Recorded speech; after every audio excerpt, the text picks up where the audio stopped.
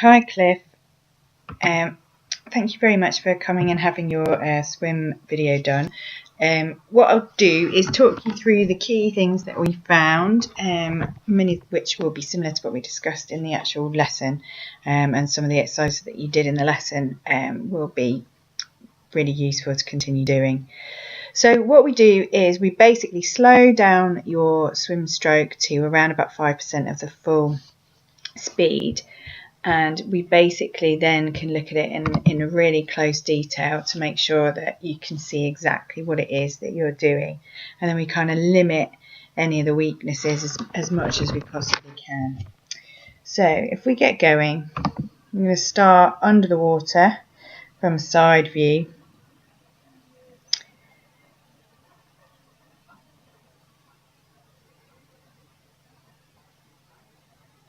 And just let you get going before we start to make any comments.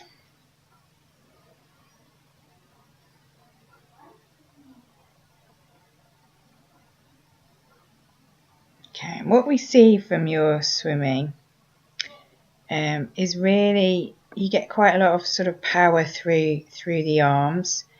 There is a small element of kind of fighting the water, so as you look you can see these bubbles coming off the arm, and here again you can see there's lots of bubbles coming off the arm, which just means that we're not getting quite the right catch. We wouldn't expect to see no bubbles, but we do see quite a lot there, so it's almost like you're kind of clawing your way through the water using sort of your upper body brute strength rather than sort of sliding through the water. So what we can see is you've got good exhalation going on, a nice steady stream of bubbles, which is what we want to see. But if we just take those arms sort of one by one, what I can see you doing is you're really trying to sort of spear in, getting the fingertips, then the wrist, then the elbow. I think that tends to be a bit better on this right arm than the left arm that's just come in. So the left arm that's just appeared, that basically has gone in flat, so it's already extended when you're entering, but on this right arm, the closest arm, you are kind of doing a better job of spearing the water. Now let's see, you do a big exhale before you breathe, and then we see when you breathe, you get into this sort of situation where you've got one arm here, pushing down, pushing down, pushing down.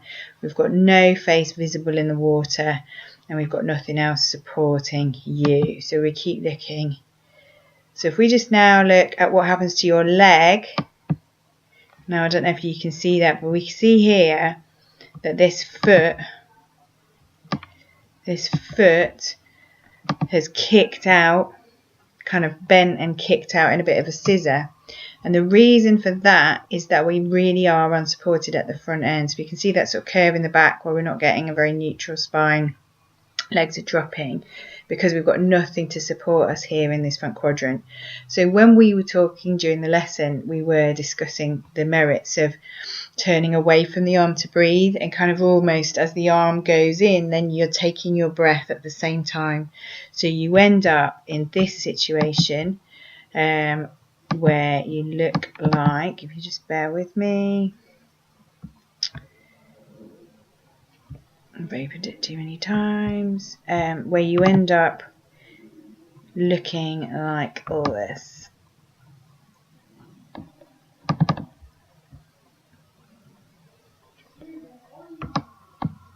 Okay, so what we want is something like this in the water.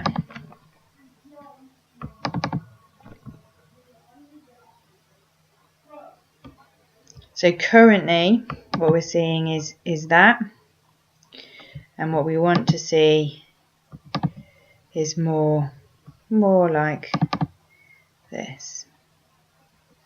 So a couple of pictures for you to have a little look at,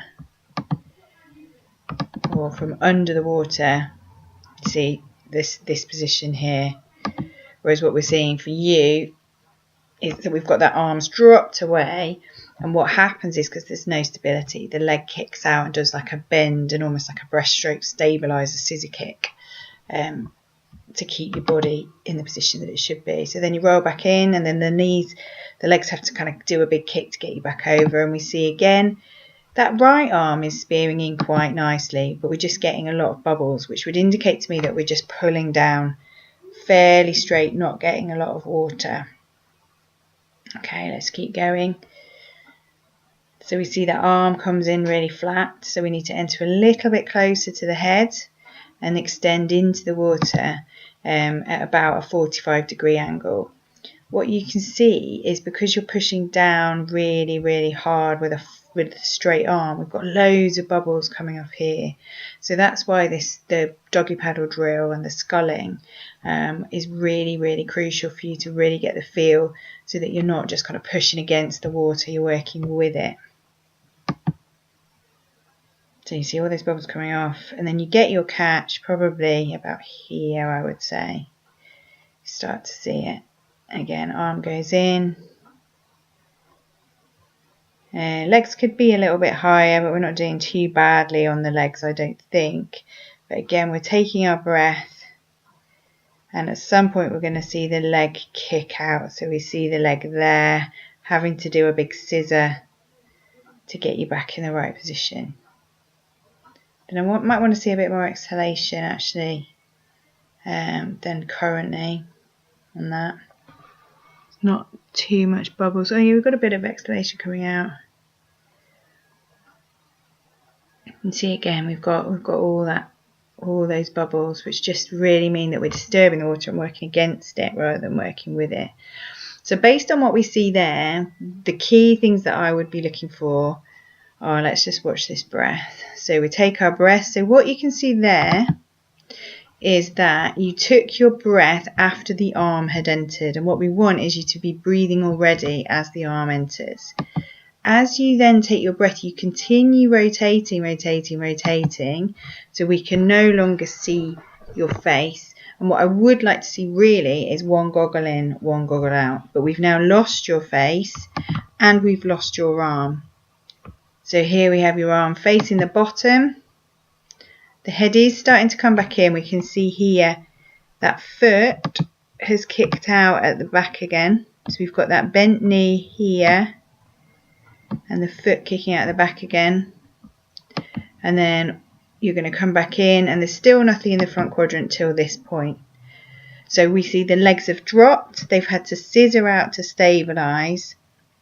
And it's all really because you're breathing just a little bit late. So the arm's already entered, started to pull down, and then you're taking the breath, and it's like you kind of have to hoof yourself through the water, like imagine like a bear, kind of like scrabble through the water to be able to get your breath and to keep stable. Whereas if you spear in and breathe, you're in this streamline position, which we see here from the top swimmers.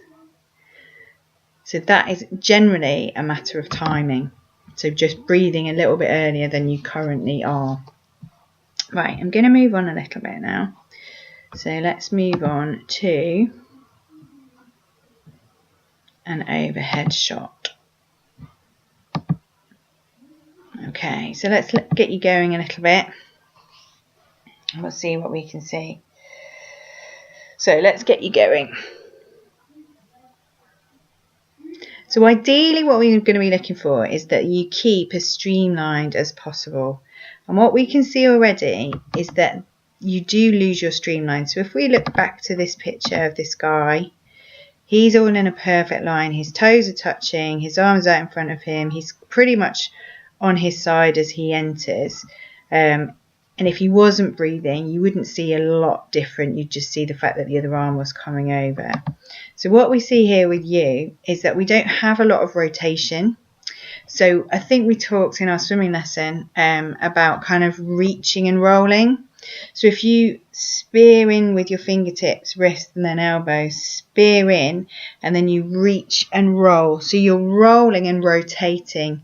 So you don't want to turn onto your back, but what you want to do is make your body as streamlined as possible and reach as far forward as possible. So what we see here is quite a flatness, and you'll see this as we move through. What we also see here is quite a big gap between the toes. So we want to work on keeping our toes pretty much as close together as we can. So we're going to watch this hand go in. Okay, and just look at this here. So we've got our feet massively far apart and our arm comes in here. Now what we'd want to see, if we just go back to that picture again, is more that position if we take out the fact that he's breathing. Okay, so we want reach and roll, and what you do is you pull out to the side rather than reaching forwards. So you want to sort of reach forwards and then basically pull your body over your hand. Right, let's watch what happens now when we breathe. So you've taken your breath, and we see already that your arm, if we come back a little bit, and we'll just watch you go into the breath. Okay, so we're going to watch you go into your breath. So you entered the arm.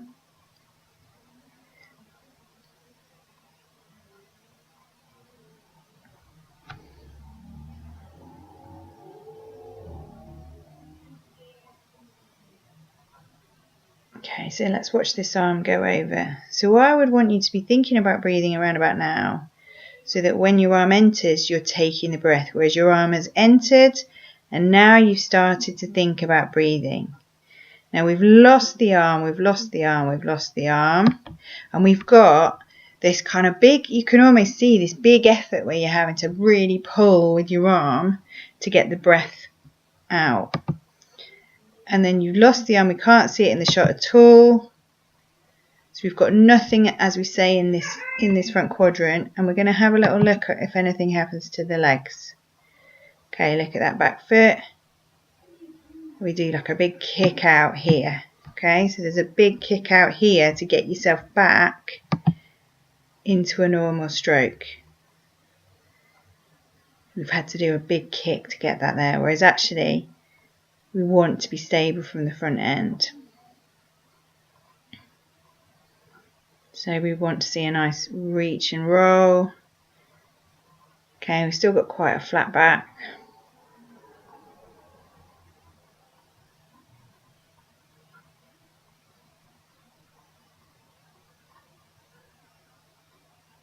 Now as we're breathing again, we'll look what happens to so we're breathing late, and then we have to do these big scissor kicks to get the breath going. So we've lost the arm,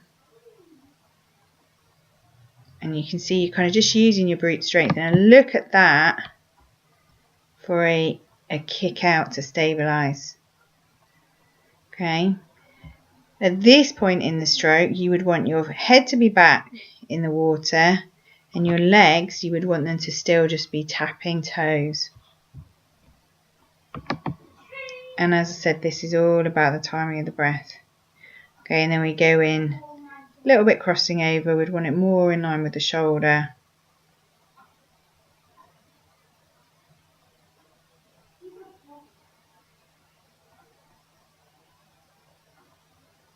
So quite a flat arm. Okay, and we're just going to wait for the next breath. So the arm is coming over. Now the arm is in. And then you're taking the breath. There's not so much of a scissor when you breathe to that side, but you do lose the front arm very quickly. And then you have to kind of throw yourself over, which spoils the shape a little bit. But then if we look when you breathe to the other side,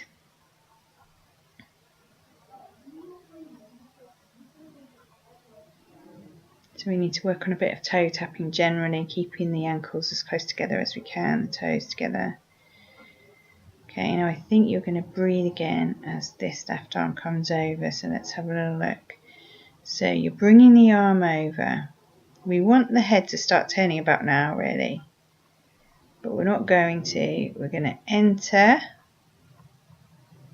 and then you're going to start taking your breath. So how you're going to take your breath is by pushing down massively with your hand. Okay, and now let's watch those legs. So then we get that massive kick out to stabilize and to get the right arm back over. Okay, so I think a lot of drills that we would want to do there is really working on the timing of the breathing.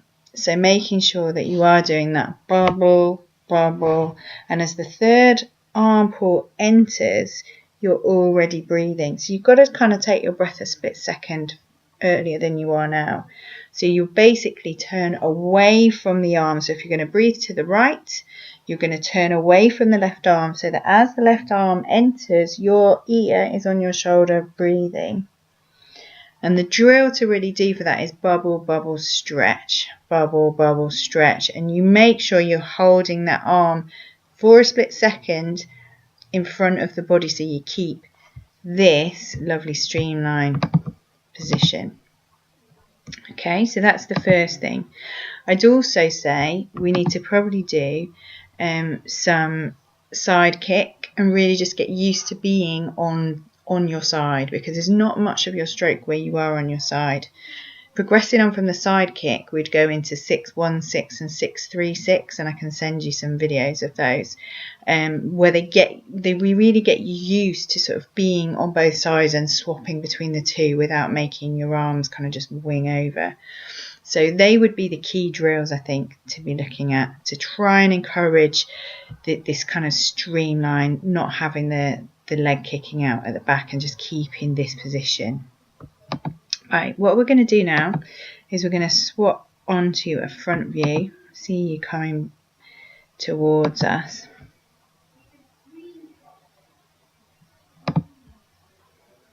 Okay, so let's have a go. So now let's see what's happening as you are getting the catch and the pull. Now what we saw from the side shot was that you got a lot of bubbles as your hand is entering, which would indicate that we're not getting the catch quite as well as we would want to. So let's see what happens from a front view. So we see fingertips, arm and elbow entering fairly flat, not too bad. And then what we see here is a relatively wide, relatively straight arm. Okay, and then with the other arm,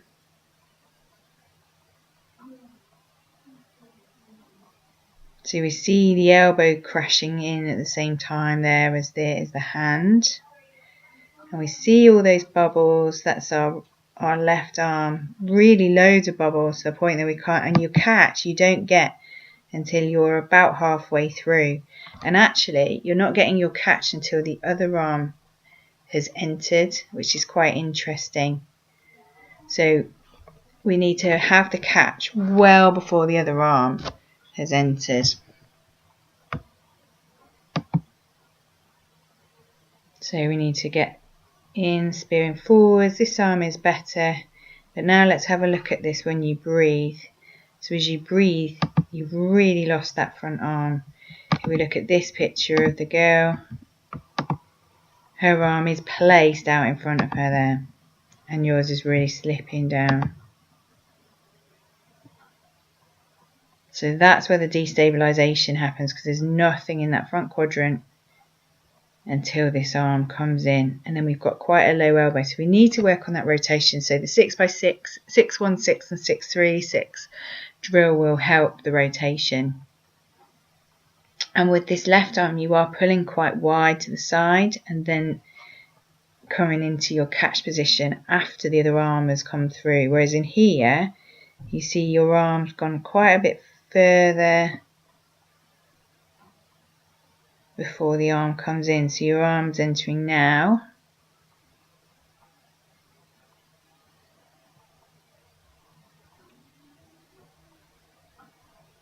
So just looking a little bit of that rhythm, where you get the catch and when the other arm enters. And here we see as you're breathing, your arm is really pointing to the bottom of the pool as you're taking your breath. And actually we really want to sustain more of that position.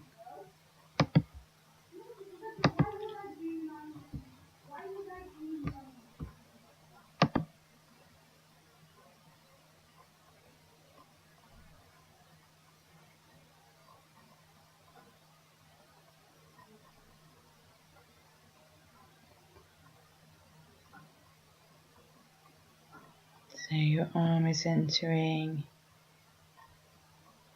here, very flat again. See these bubbles, so it pulls out and then it pulls around the side. It kind of skirts around the issue and then it goes into quite a deep catch, and then we've got that kind of arm coming in almost a little bit early actually. So if we have a look at what Becky Adlington's looks like, not that we all need to look like Becky, but it helps. So this is really Becky's catch, and if you can imagine, you're not getting that position until much further back in the stroke. So where hers happens, you can see her fingertips come in, and as she's spearing down, she's already pulling back with the fingertips. So the fingertips go first, they bring the vertical forearm, and then you get into this position where you've got that sort of 110-ish degree bend.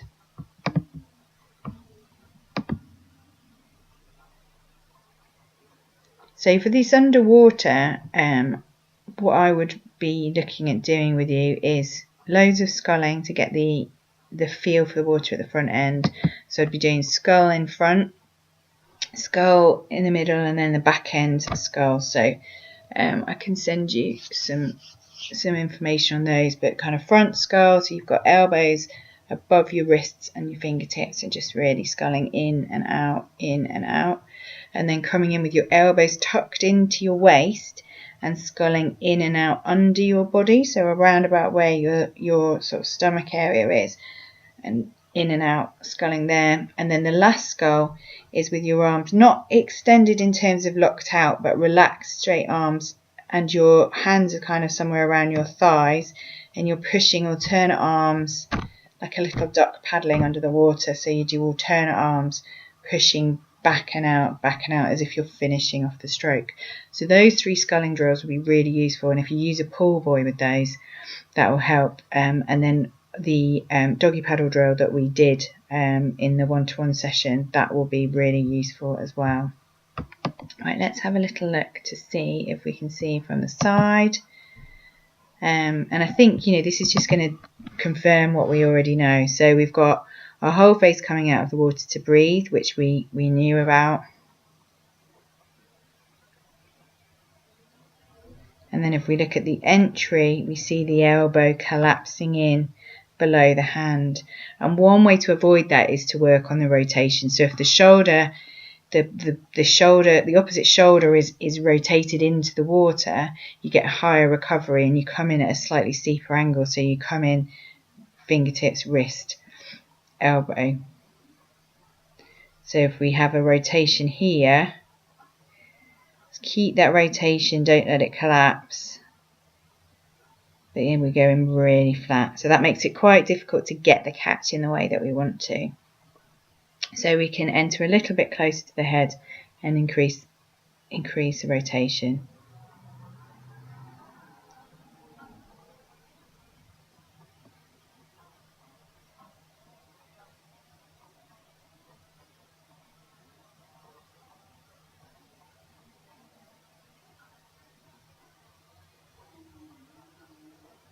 So we'll see if we're going to take a breath soon.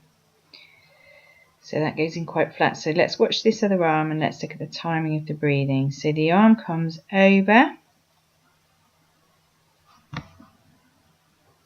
and I'd want to see you thinking about the breath here. So starting to breathe, and then I'd want to see you actually breathing with your face out now, as we see in this guy here. Or actually the better picture is probably this guy here. Okay.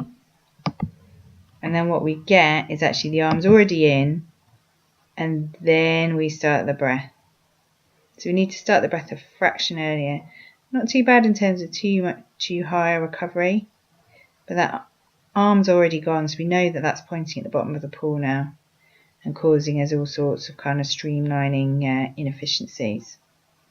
So again, thinking about working that bubble stretch, just breathing a fraction before you feel like it's the right time. So hopefully that's been useful, and there's some stuff in there that you can, or you have already started working on, and you can continue to do so. If you do have any questions or you want to go through any of the drills, please do let me know. I'm more than happy to go through them with you, and I look forward to seeing you soon. Happy swimming!